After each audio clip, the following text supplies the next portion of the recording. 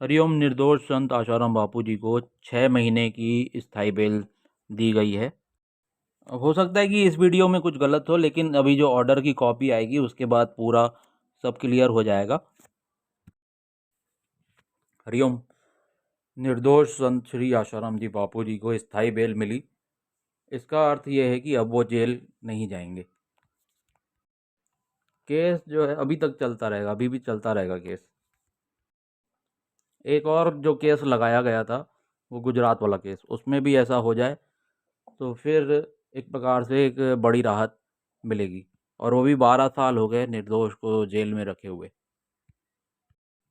वो निर्दोष क्यों हैं?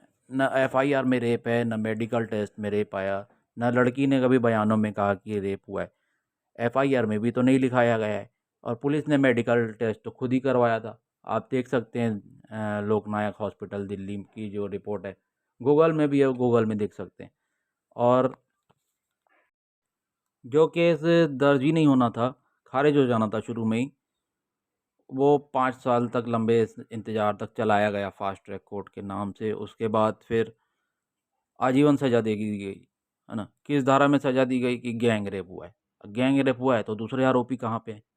बहुत सिंपल सी बात है, 5 मिनट में कोई भी जो कानून नहीं जानता होगा ना, वो भी ये बात आसानी से समझ सकता है कि किस प्रकार से निर्दोष संत को 12 साल जेल में रखा गया।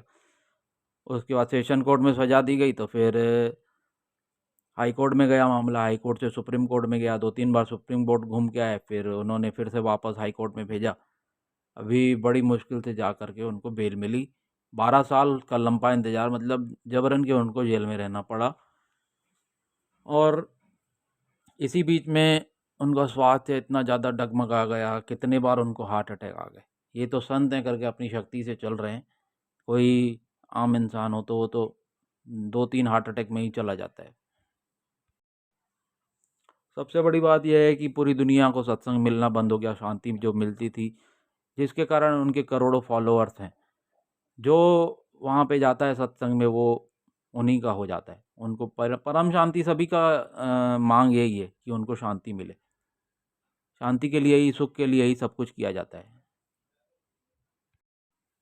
तो विश्व के जो सबसे महानतम धर्मगुरु हैं संत श्री आशाराम जी बापू, उनको बिना किसी कारण के 12 साल उनको जेल में रहना पड़ा।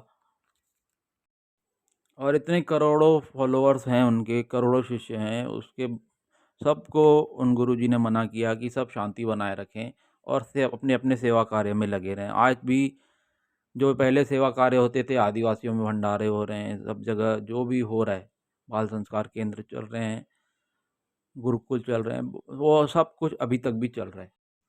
तो ये एक बहुत ही अच्छी खुशखबरी है सभी के लिए। और ये केवल संत आशाराम बापू के शिष्यों के लिए नहीं है, बल्कि ये पूरी दुनिया के लिए जो खुशखबरी है, बहुत ही अच्छी खुशखबरी है। और अब भविष्य में आप देखना कि किस प्रकार से संत के द्वारा, आशाराम जी बापू के द्वारा बड़े बड़े, मतलब बहुत अच्छे अच्छे काम, पूरी दुनिया उनसे सुख पाएगी।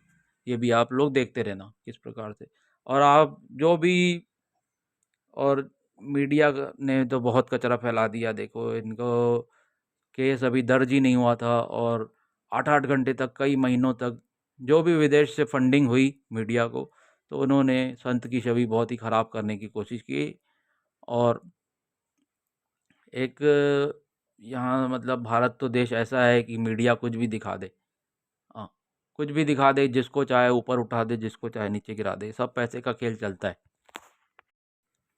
तो बोलने के लिए तो मैं बोलता चला जाऊँगा, अभी वाणी को विराम देता हूँ। जय श्री राम।